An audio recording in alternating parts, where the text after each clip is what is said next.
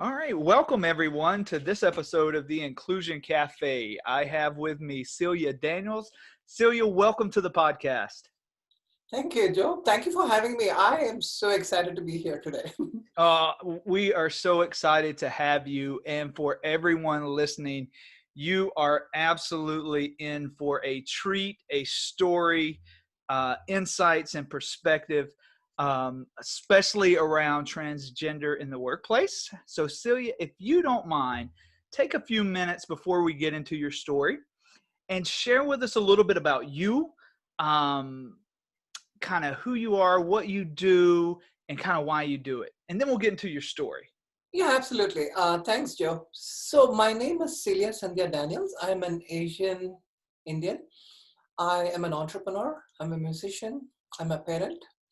I have a beautiful daughter, and I'm married to a lovely woman. Both of them are cisgender. My daughter and my wife are cisgender. And I am so fortunate to have a wonderful, supportive wife and a supportive daughter. And that's one of the good things is I love hiking. So we go hiking together and we do music together. So Mm-hmm. I play music and I compose a lot of songs. We have fun together as a family. And I am so fortunate to have such a wonderful, accepting family. And part of my career, I am a management consultant for a Fortune 500 company. I used to consult for healthcare and I would say pharmaceutical companies. I've been doing a lot of strategy planning and consulting for these companies.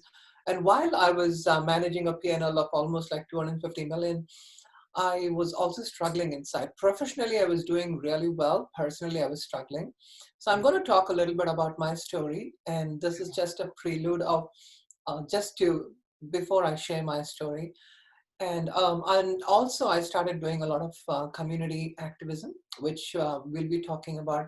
But that is in a nutshell about who I am. And I identify as a gender fluid and a non-op trans, and I go by she, her pronouns. Thank Mm-hmm. you, Joe. Appreciate it. Yeah, yeah. And thank you again for being here. I have met, I tell people who come onto the show, I launched the Inclusion Cafe in, um, what was it, August, right? Oh. So was it August? Yes, it was August. So it was kind of on, the start of, well, I won't say the start, but kind of the throes of COVID. And I have met so many wonderful people through, not just the Inclusion Cafe, but through networking because we're all home now, right? We're not spread out. And I am meeting so many just amazing people. And you're absolutely one of them. You and I connected probably a couple weeks ago for an introduction call, and you shared with me just probably one of the most amazing stories. I don't even know how to put it into words, but I mean, it impacted me. I sat down and my wife and I shared some of your story with her and just the amazing conversation we had. Mm. Could you walk us through and take us on this journey that is your story, kind of from where it began to where you are now? I think the listeners would love to hear that. Yeah, absolutely. Thank you, Joe. I want to keep it as crisp as possible because I get really emotional when I share my story. But I definitely wanted to share because these stories need to be heard. I've been successful today and I'm 51 years old and I have gone through a lot of my 47 years of struggle. So it wasn't that easy to be who I am today. And I started as a child, I was growing up in southern India. I was 4 years old, and I remember telling my mom that I wanted to be a girl.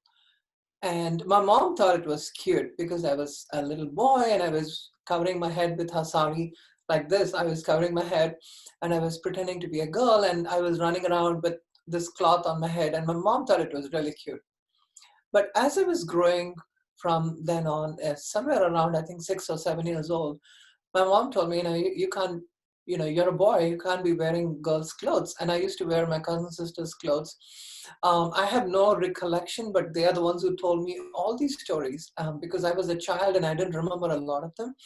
And they used to tell me that you were running around in my skirt. And do you remember all that? I had no idea. But I remember my mom telling me that you're a boy, you cannot wear women's clothes. You cannot wear your sister's clothes, cousin sister's clothing. clothing, and I was so upset. That's probably the first time I realized that I cannot be gender fluid. It was a point where I had to choose to be in the gender that I was asked to be in. And I knew at the time that I was losing something. It was so hard for me to let go of that part of my gender identity.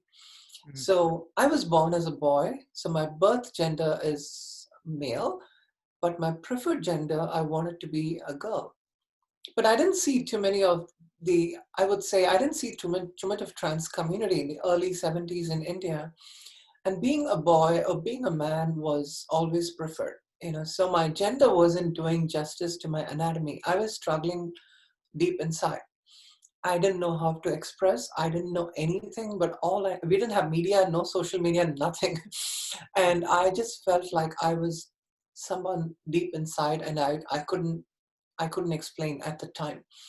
And mm, I was going through a lot of gender dysphoria because I was always hiding. I would wake up every morning and think, I want to do something that makes everyone know that I'm a boy. I'm not going to be a girl.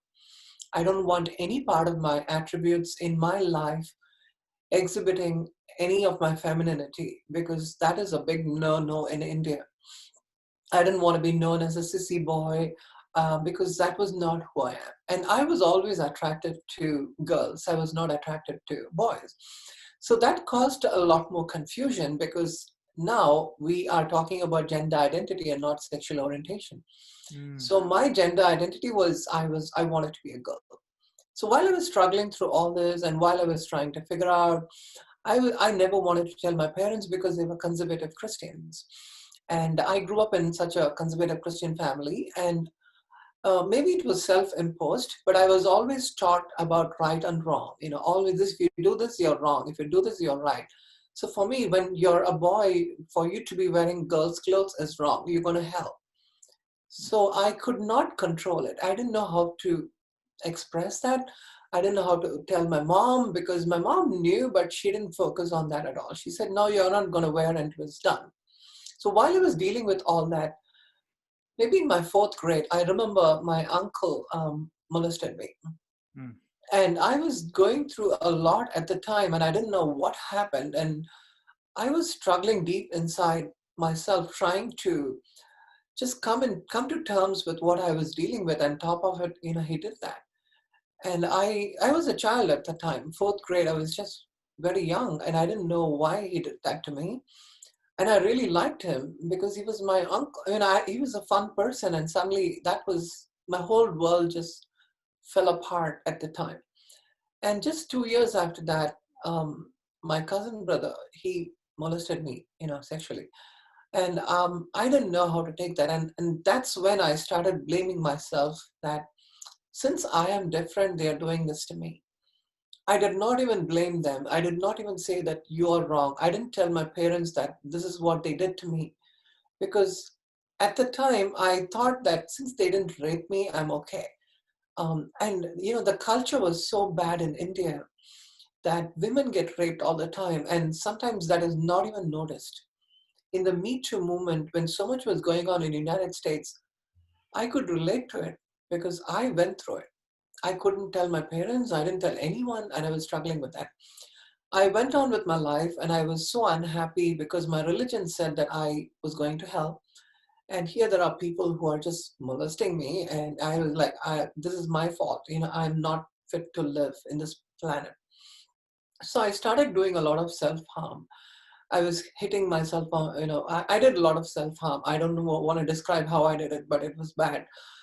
And there was always a part of me that I always wanted to come out. And I remember in my ninth grade, while I was in India, I wanted to really, really come out. So I wore a long skirt and a top, and I covered my head with a scarf, and I walked out in that dusk, that beautiful evening. I was walking outside, and the wind just blew my skirt and my hair. I was just thinking that it's so beautiful just to come out as who you are, and mm, why is this so complicated? And I was so happy. And while I was walking through a construction site, there's a watchman, there's a security guard. we call them watchmen in India. He saw me walking through the construction site and he called me and said, "Hey, what are you doing here?" And I said, "No, I'm just walking by. I'm not going into the construction site." And he looked at me closely and he said, "You're a boy. What are you doing in this clothes? We are dressed like a girl." And he started using the most derogatory language. And his voice was so loud that a lot of people sitting there and they were resting, they all got up and they started, standing next to me. And I had almost like 7 to 8 men standing next to me and breathing, I could smell their alcohol at the time.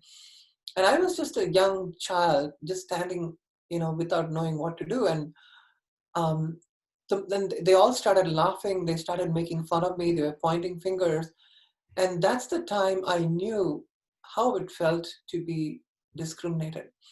Till then, I never gone through that bouts of discrimination. And even at the time, I was thinking to myself that if something happens to me, I don't want my parents to take that shame. I want my shame to end here. I don't want my parents to know anything about it. They asked me for my address, dad's name, and I refused to give anything because I was so scared. And I did not want to disclose anything. They started yelling and yelling, and then almost like 15 people, almost like 18 to 20 people started looking at me, and they were all standing and shaming me publicly. And I went to a point where I felt like, okay, they are going to do something to me now. Because in India, if you're caught as a trans person, they can do anything to you and nobody would even care. So I was at the point where I was just cringing and I was literally closing my eyes because they were really close to me and they were all angry. And I was thinking, why are you angry at me? I don't know why you are so angry. So I stood there and suddenly I started speaking in Hindi. I said, can you tell me the place to the market in Hindi? And they were confused. They were like, what are you talking? And that in southern India, we speak Tamil. We don't speak Hindi. So I knew multiple language because in my school I was taught multiple language. I knew Sanskrit, Hindi, and also Tamil and English. So while I started speaking in Hindi and they were confused. They looked at me and they were asking, I said, I want to go to the market. And they said, your market is there. Then I nodded nicely and I said, thank you so much. And I walked away and I ran. I just ran and I came home.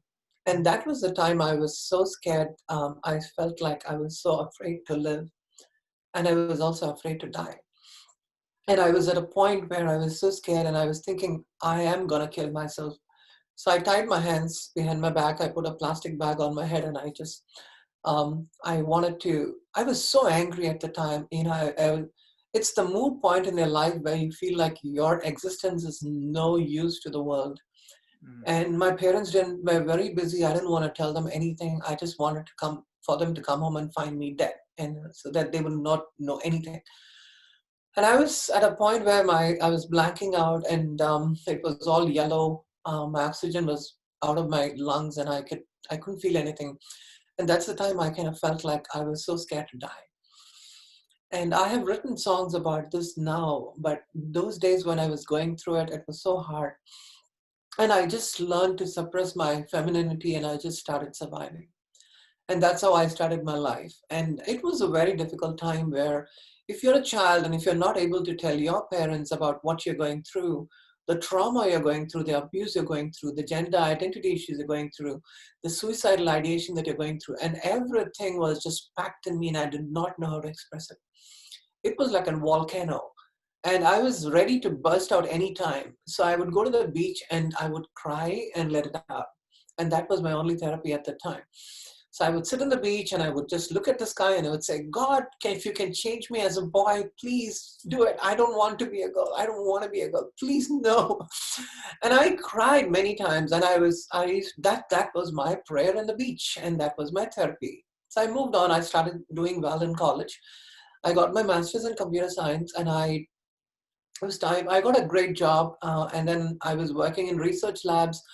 I did well in my studies and then I did well in my profession because I was good at what I was doing.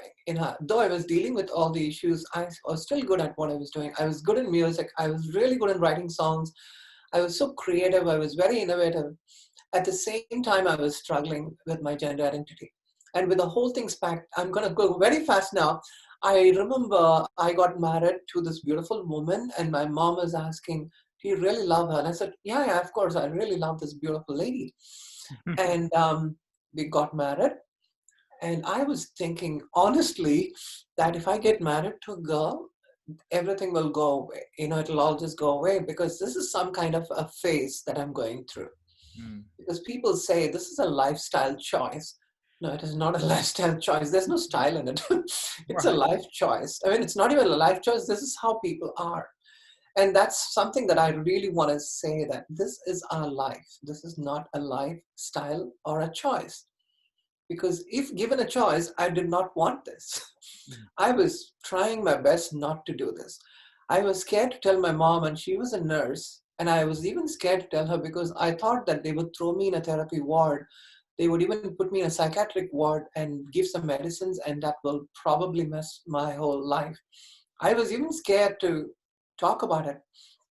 Got married, came to this country. I did really well. I was managing business and I was doing very well in my job. I was working for one of the Fortune 100 companies, and I was a partner in the company. Business wise, I was doing really well. And I felt deep inside that I could not, I was struggling as a person. And I told my wife one day while we were in Jacksonville, I told her that, sweetheart, I'm going through a problem. And she said, find some doctor or find a therapist and talk about it. So I spoke to a gay therapist on the phone. That's all I could find on Alta Vista or Yahoo at the time. There was no Google. So I Googled, and I Yahooed, and I found this person, and I called him, and he told me that I'm gay. And I told him, no, no, I'm not interested in men. But he didn't understand. He said, you're gay and you're feminine gay. And at the time, I didn't know how to explain to him. So I said, okay, maybe I'm a cross-dresser because I'm just dressing in women's clothes. I'm a cross-dresser. But it wasn't all about dressing for me because I was somewhere beyond that. Dressing was only an outward expression of my inner trauma that I was going through. And it never gave me a satisfaction. It was okay. It was fun to dress up. But dressing up was not the thing that I wanted to be identified as. I was going through a gender issue, not a dressing issue. Right. And then there was another spectrum. They said, you're a transsexual. So I didn't know, either you're a transsexual or you're a cross-dresser. And I was stuck in between. I'm neither of them. But can I just live my life the way I am? Can I not operate on myself? Is it okay to do it? And that's how I led my whole life thinking about it. I was hiding in the shadows. I used to always go to the bar and express myself because those are the wrong places where I found acceptance. And that wasn't the right way to do it.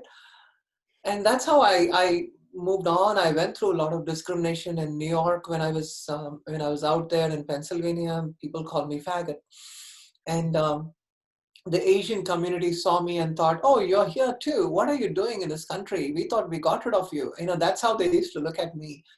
And I was going through a lot. And whenever I talked to my wife, she didn't understand because she didn't want her husband to be a trans person.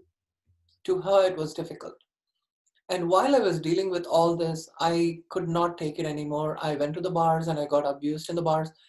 And everyone thought I was a prostitute in the bar because they will ask how much. And I felt so humiliated because I was such a person living with dignity.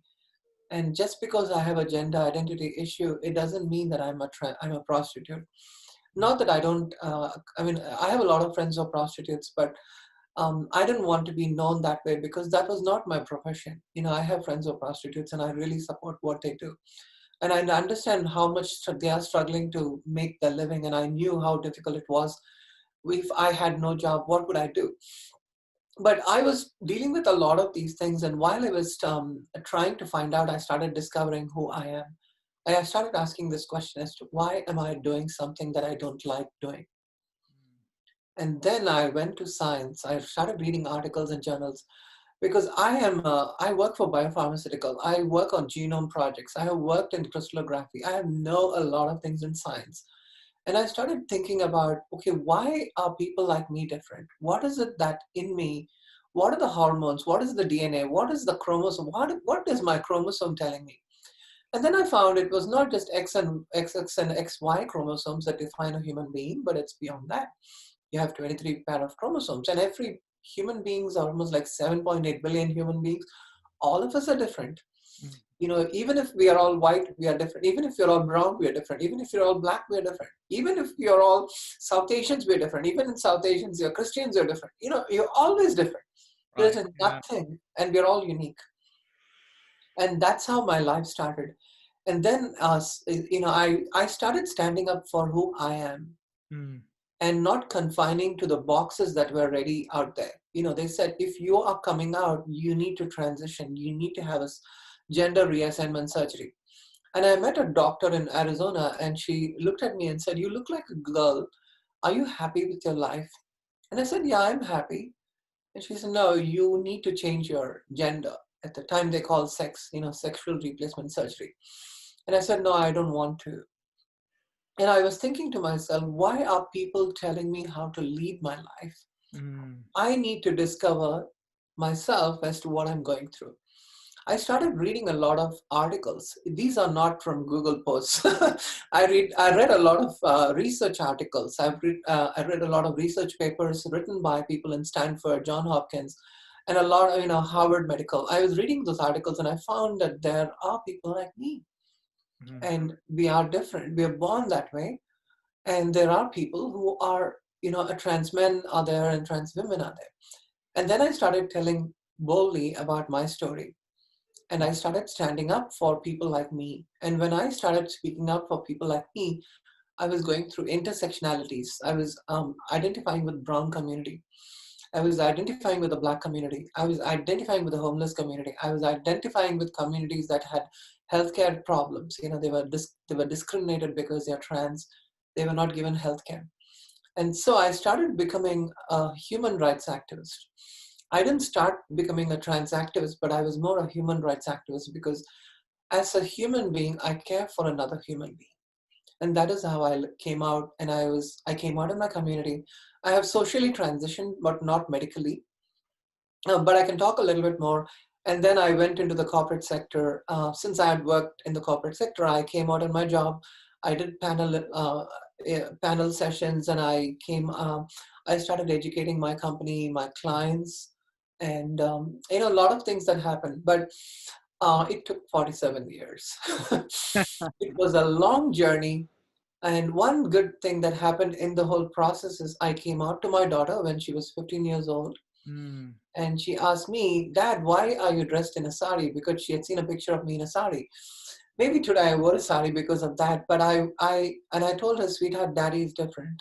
And I told her my entire story, exactly what I told you today. And she said, Dad, that's so cool. I love you in spite of who you are. Wow. And she accepted me in 25 minutes.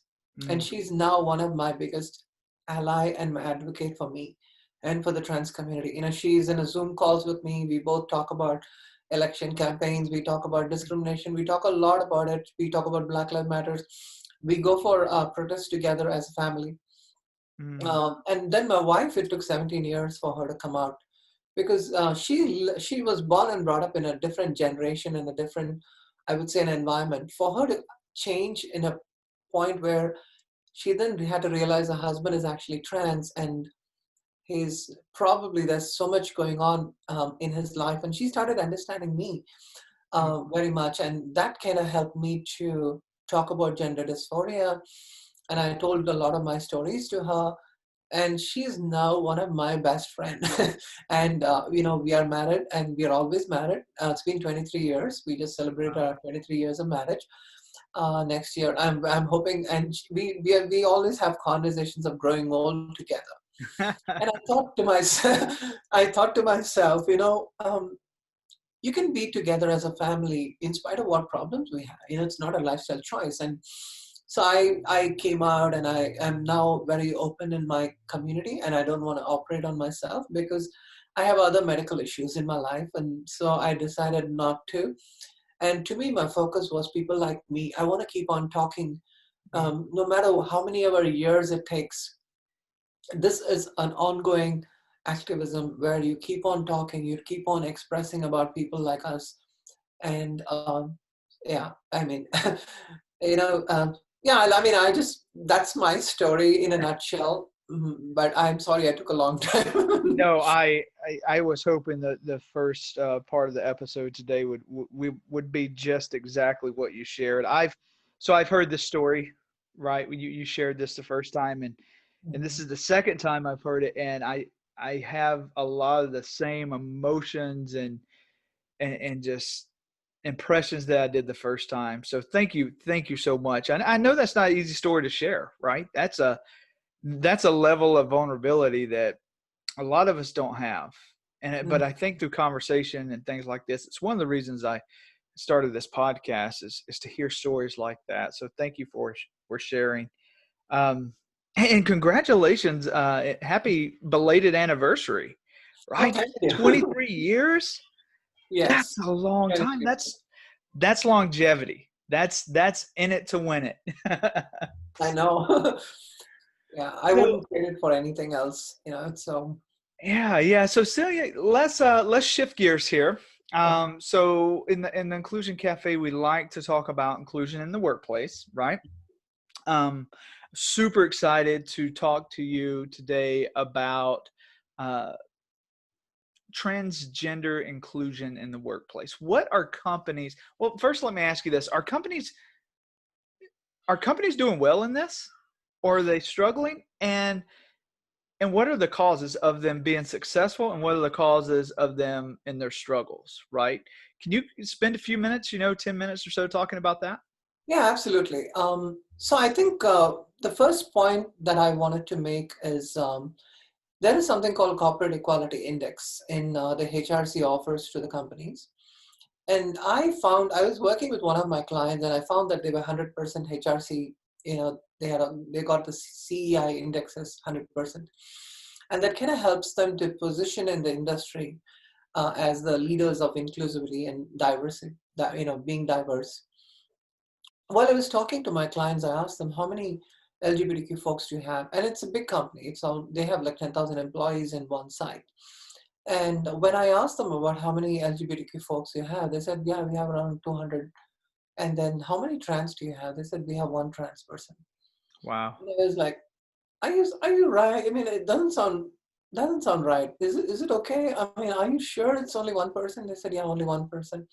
Can I contact the person? They said, no, you cannot because that person is in a stealth mode. Then I thought to myself and I asked them, what is about this corporate equality index? How does it make even sense to me? Do we have gender neutral restrooms? They said, yeah, we have one gender neutral restroom there, one here. And I said, that is really far. If you want to do your job, you have to go all the way there. I don't know whether you guys know about what I'm talking because these are real issues. And they said, Celia, can you tell us more because we want to change our policies. So I believe that companies are realizing that they need to change.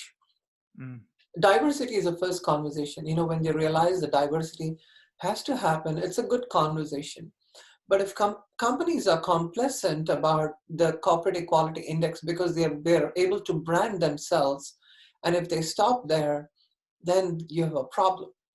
And to me, data is so important because when you have data about a company, how many trans folks or how many minorities or diverse inclusion, or I would say DNI, how is your DNI and especially how is your diverse population within the company? When you look at your numbers, then those numbers speak volumes about how you can move your company forward. mm, So I think what we have to do is take all the data that we have from companies and then start looking at what is the retention rate? What did you do to empower the employees? What level of leadership do you have within your company where you have diverse workforce? Sometimes I've found, I'll share my real experience in a bit, but I found that companies are making a good step in terms of, they want to have a diverse workforce, not because of what happened recently with Black Lives Matters or even before that. I've seen companies making good progress, but somewhere along the way they are getting complacent because they talk about diversity and inclusion, but they don't talk about integration. See, inclusion is good, and they talk about diversity, equity, and inclusion, but you need to also think about integration. Now, I'll tell you the difference between inclusion and integration. Inclusion is basically saying, yeah, we'll include you. Yeah, we include everyone, just come over at 10 o'clock in the morning. You just come over. It's okay. But integration is when you put a process in place, when you really look at the fragment and the framework of your company, and you want to make a change in your policy level, HR level, security level, legal level, at all levels in your organization, you want to make a change. And change comes when you look at it from that perspective. And I would say if you take trans folks, they are probably the most difficult area you want to change. And sometimes companies are telling the transgender community that, hey, I'm okay. We have benefits, we have policy, we have all kinds of benefits for trans people, but we want you to pick one of the binaries. So either you can do transition from male to female or female to male, but there is nothing called gender non-binary. They're not ready for that yet, in my opinion. Companies have not thought about it. And some companies, the smaller companies, have a very easy adaptive policy. They are able to change. Like Google, for instance, they have a lot of gender non-binary and trans folks in the community, in the company, but they don't have people of color there. So again, that becomes a very, it's not I would still question as to, it's not about trans and gender non-binary, but what kind of diversity, what kind of intersectionalities are you bringing into your workforce is so important. Even within the transgender community, if you are hiring trans people who are white all the time, that really doesn't give you a good mix of diversity that you need, because you still need to think about trans people of color. You need to think about trans people who are brown, or trans people who have families or spouses. Lots of intersectionalities that are in the whole spectrum. Companies are starting well. They are taking a point, but there is a mood point where they need to stop and say, how do I want to move this forward? And that is where I think sometimes they're struggling a little bit there. But I think in our conversation, I'll bring in a lot more ideas, and I would say how much they can move forward and what do they need to do to move forward. And I have written some articles. I have also recommended in most of my panel discussions to companies. I've told them what to do, and they're all open, they're all receptive. But when it comes to thinking about, like, I'm a CEO, I want to make my Wall Street numbers, and I don't care within the next 4 years, this is my job, I'm going to do it, and I will do whatever it takes to bring in diversity. But after that, I don't care. Now, that's not the attitude companies need to have. CEOs need to have, because you don't want to be there for a short time, but you want to make a change for a long time in the companies. And I hope we can bring in such changes, the workplace. Yeah, that actually segues really well into the next thing I want to talk about. Thank you, Celia, for that insight. Um, so when I go to a new client, right, as a D&I professional, Mm-hmm. hardly ever do I have a leadership or business group say, Joe, I want to increase our engagement into the LGBTQIA plus community. I want to, increase our exposure and our message and brand in the transgender community. Same with individuals with disability, right? It's always around race, ethnicity, and veteran status, right? That's never the top of thought, right, when it comes to inclusion and D&I efforts. And you alluded to that a little bit in your answer. And right now I'm just kind of making a statement, not a question, so just bear with me, I'll get to it. So it seems like over the past 20 or 30 years, right, a lot of emphasis has been put on inclusion, tying it to race and ethnicity, right? And it's grown leaps and bounds, right? There's been a lot of movement, a lot of policy changes, you have affirmative action that came into play. You have talent acquisition programs solely built around attracting veterans and race ethnicities.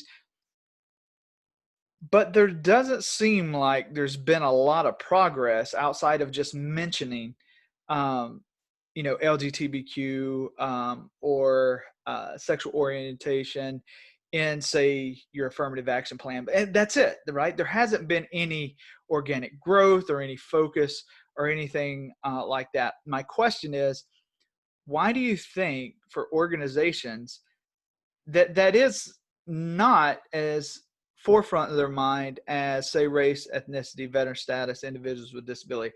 Why why are we not thinking about this? Is it because they're uncomfortable thinking about this, or they just, or is it back to what you said, they don't see a dollar value on focusing this? What are your thoughts around that? I think it's important to have, when your employees are from the community, they're all living in a community. So when as a company, you need to always be connected with the community to make a change. Mm, And employee empowerment has to be a focus because you're investing in your employees, you're investing in training them and making sure that they are there for a long haul. And so when you and the companies can only be successful because of the employees. If you do not treat your employees right, and if you don't give them the room to breathe, if you don't give them the opportunity that they deserve, then what happens is people will leave, and that's going to happen in every company. And so what I have seen is, suppose if you're living in a particular community where it's predominantly white, and because you don't have so much of I mean, in the community that I live, it's that way. You don't have too many brown folks. Don't have too many. It's predominantly white community, and I find that they trying to attract diversity from other places too. So they're trying to say that we are trying to create more diversity, even at board level. So when you create a change, the change has to come from the heart and not from the letterpad of a company. So when, as a CEO, and it should not just come from the CEO, but it should come from the board level. So if you look at your board and if you say that I want to bring a diversity right from the bathroom to the boardroom, that is when you will make a change. I like And that. not just I think when companies are being challenged that way, and those companies have actually done well because they are able to bring creativity, productivity, innovation, they are able to bring ethnicity, they're able to bring culture, they're able to bring so many other aspects that companies don't even think about in the workplace. Suppose you're walking into this, and suppose I'm walking in, suppose if, let's say it's a Diwali day, and I want to dress up on a Diwali day because I'm an Indian and I'm going to the office, and I don't want people questioning me saying that, hey, you're not supposed to wear these kind of outfits because this is not our office attire. Then I'm saying that no, it's because of my ethnicity today. It's Diwali. I'm going to express my ethnicity today, just one day. And when companies start encouraging like that, what happens is they are also getting aware of what's going on. Mm, Because you need to think of your company as a little world that you're living in. yeah, It's not a world full of white people. It's not a world full of black people or brown people. yeah. It's a world of diversity. So when the world is so diverse, why is your company not diverse? So Mm, create that diversity within your company. And you have to, of course, change it, but also put a business case as to why you think it's important. Because you cannot go to the CEO and convince them. The McKinsey study has shown that a lot of companies talk about diversity, but when it comes to inclusion, the percentage drops. right. It drops. The reason is because they have to make a lot of changes in the fabric of the company policies. They don't want to go there. If you take gender non-binary, for instance, 27% of the youth in California identify as gender non-binary. Now, are companies ready for that? So they are not, because they are even having a hard time putting a he, him in their name, because they don't want to. They're like, I'm obviously he, him, or why am I even going to put that? But what happens is, for a trans person, when you have a he or him or a she or her, the pronouns that they use, it actually gives them a feeling that the company cares, that this person cares. And they're inclusive. They're trying to say that I'm inclusive. I go by he, him pronouns, or I go by she, her pronouns. What is your pronoun? That's how they ask Right. people, and that's when it gives them an opportunity to feel like, wow, I think I really understand this company is inclusive. Mm, So those are the changes that needs to happen. Also, it should not be at a point where I think all the changes comes from the heart of the person. mm, So if you're in a team meeting, and if I'm a trans person, If my team leader is not inclusive, though the company is inclusive, they have rainbow flags flying all over the place. They are pink washing all the, but let's say it's December, it's almost December and there's no more June month, it's Pride month is gone.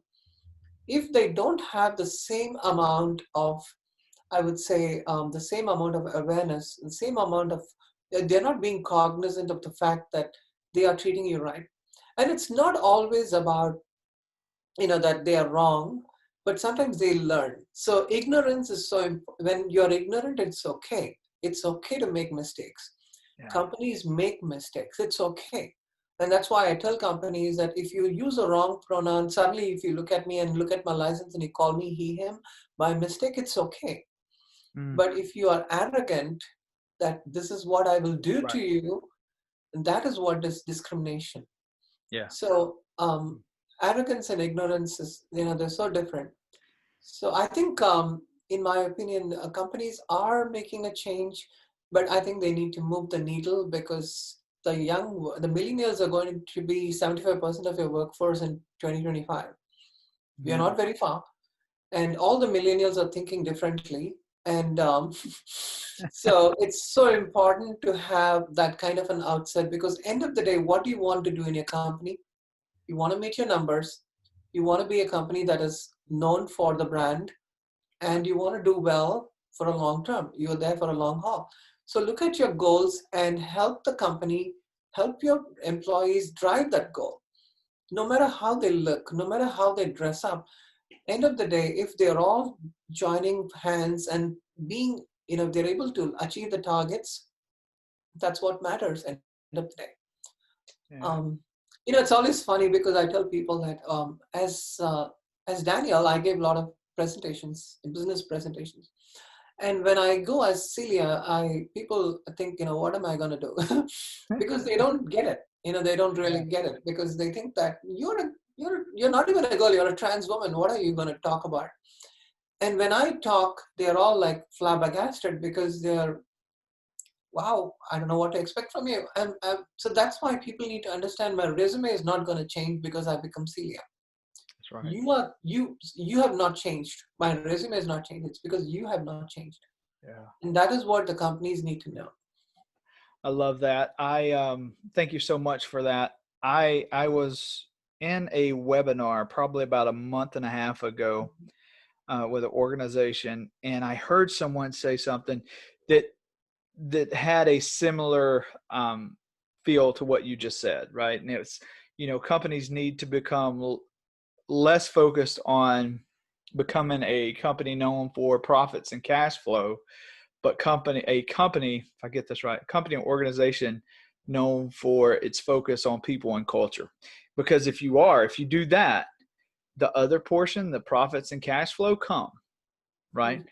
That's why Google's such an amazing company. And I know we've hit Google a couple of times. They're gonna have to send us a check in the mail. Um, that's amazing. Everything you've said there in this episode, Celia, I agree with 100%, and just very insightful. What I want to do is spend the last few minutes. We have about 15 minutes or so left. Talk to me about Trans Can Work. Yeah, absolutely. So so the word trans can work is trans can work, and Love it it. was started by one of the founder is Michaela Mendelson. So Michaela started this company because she is trans and she wanted to give opportunity for the people of color, and she manages a couple of El Pollo Loco restaurants in LA. So she gave employment to almost more than 50 trans community and trans people of color working in the restaurants. And she found that she can also take the blue collar jobs. And then if she can find blue collar jobs, she can also find white collar jobs. So she started a company with a vision of educating companies and also finding job seekers and finding them a job. So there are two aspects to it. One is to make sure that the employees in the company is educated, the training, and they have good education and training and awareness about the trans community, and they also bring the trans people. They make sure that they are having the right kind of resume, the right kind of attitude, the work ethics, and then bringing the work culture and I would say the work etiquettes so that they will be able to fit into the company and work very well. And also creating that culture within the company that's so inclusive that they will be able to hire trans people. So I came across TransCanWork many years back, and I was thinking about even starting a company like that. And I was thinking, if there is already a company, why not? I will just go and help them. So I volunteered for TransCanWork, and while I was volunteering, I found that they were so genuine in terms of even I was when I didn't have a job, I put my resume in TransCanWork. Um, and I found a lot of job fairs. I went to job fairs. I went to a lot of places where I found that TransCanWork is doing a good job. Almost all the companies in LA, almost 30 to 50 companies were opening up. Their HR came in, they had a big trans job fair. And I went to those job fairs and I was applying and I didn't have a problem because I just put my male and my female name both together in my resume, and I said, "This is me, and I'm Celia." And they're like, "Oh, no, we totally get it because we were all taught. We had a workshop just before the job fair, so we totally understand your situation." And I was thinking to myself, "Man, this is my dream. This is my dream come true. This is exactly what I wanted. I wanted to be the business professional. I didn't want my profession experience to go away because I'm transitioning or socially transitioning." So I found that it was so amazing when companies don't look at you as a person who is trans, but looks at you as a professional and with intersectional identities. So I'm an entrepreneur, and I finally what I did was long story short, I started my own company because I wanted to do consulting on my own, and I wanted to have the flexibility of my gender, and so I started my own company and I consult for some companies, both pharmaceutical and healthcare. I do strategy planning. So I'm just going back to one of the points that you mentioned, which was interesting, that I have done a branding research for all the Fortune 100 companies. I not just I used to go to their fact sheet. I used to go through their annual report, and I also went and found the CEO of the company. I also went into the board of that company and tried to do a research and said, if this company needs to bring diversity and inclusion, what is it that they need to do? And I found that based on the industry, the companies vary too.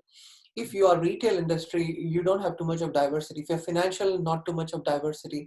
If you are retail is okay, but if you're selling, Mac products or Lakme, you find a lot more women in the board level. Right. So I found that this branding exercise is so important, and I was trying to make a case to companies, and I found that very useful because if you have a very diverse workforce, you will be productive, you'll be innovative, and your company will be creative. You don't have to bring in that, and there will be definitely a good culture. And I found those kind of aspects being trained through TransCanWork. We were training companies, and I saw job seekers get jobs, and there was a lot of outcome because of the company. And it was amazing to be a part of the journey there. And so they called me and said, "Do you want to be in the executive board?" And I joined the executive board, and we are making changes. Even we're bringing diversity within the executive board too. So we are bringing other intersectionalities within the diverse and also allies within the TransCanWork board. So there are changes that we are making, and the way we are approaching. And we have job fairs coming in Dallas. We just had one in Atlanta, and it's always a constant struggle. And especially during COVID time, um, both the goods and the bad is I would say we started opening a e-learning module so people can register and get a certification if they want Oh, to. wow. Wow. Yeah, Tell of me a course. little bit more about that. Yeah, so we have training modules where companies will say, "Hey, I want to train my employees," and then we can do online training for almost like 50 to 100 people on Zoom. And we have a course that is set, and we have question answers, and it's very fun because it's a true life incidents. We got Second City to come and do the enacting about the trans person's first day in a job, And then we give them cases and scenarios that makes it even more interesting because you're actually watching like Saturday Night Live. So much I of, love Saturday Night Live. yeah, I mean, so a lot of actors from Second City have joined Saturday Night Live. And They so have, yeah. it's so fun to see that kind of. So we got them to act out those training courses, and then we ask questions, and that's how we train them. So the companies do that kind of a bulk training for a group; they can do it, or individuals can also go into TransCanWork and they can get certification if they want to, and it's much more inexpensive when they do that too. I mean, so. These certificates are runs anywhere between $60 to $100. That's all they do, and then they get a certification saying that they understood the trans can work and what is the terminologies, the pronouns, and what they can do, how they can create changes. And then trans can work and also look at the policies in your company and make a change as well. Oh, wow. Where they can say that, hell, you in state of California, these are the things you need to have, especially in sexual harassment courses that are coming in 2020-21. Even sexual harassment for transgender community also is a part of the course. So we teach them a lot of these being in the curriculum. So we got a nice e-learning platform, teachable. We incorporated that, and then so that way we're opening the modules to not just in US, but it can be opened up across the world as well. So that is a very exciting project that we have just finished now, and we're rolling out for the city of West Hollywood. So they are all doing the training, and then we are doing constantly for other companies, and it's a constant churn of events that are happening. And the fun thing is this: there are companies that will say that I want to do something for trans community. Can I give them a resume training? And yeah, we are so open to that. So a Bank of America is doing a resume building workshop for TransCanWork. Wow. And so yeah, I mean, it's when people have talent, they want to spend their time, they want to do something useful. So there's so much of we see a lot of synergies working with companies, and this is how companies can really get involved, be a part of it, and make a change, not just at a not just a branding level, but actually being in the core of all the things that are happening. Mm. So Perfect, perfect. It sounds amazing, and we're definitely going to include the link to TransCanWork and how to get in contact with you, Celia. Thank you so much for everything you've shared during the episode today. Um, any final thoughts before we close out? no, I thank you so much, Joe, for giving this opportunity, because I have not come across people who want to give so much of importance to the trans community, and what you're doing is actually something that is allyship. And I want to leave that thought because you are a wonderful ally, and you are teaching that to your younger generation as well. And I'm teaching that to my daughter as well. Being an ally is so important. The Mm. last closing thought that I want to leave with our audience is the word ally. I have come up with this acronym. I would say that first is accept, um, listen, learn, and have the yearning to help people. Oh, Oh. wow. So it's a much easier way to remember the word ally. And so whenever if you want to help the trans community, don't just help, but always learn and understand them. And that is the most important thing that I found in the trans community. Just listen to them. And instead of just saying, yeah, I know you have a problem. Yeah, I get it. I'm going to give you I get it. No, it's not. They just want you to listen, because half the issues are already gone when you're listening to them. Mm. And there are people struggling with gender dysphoria. And when you have the accepting heart and the yearning to help, it'll make such a big difference for the trans community, trans and gender non-binary community.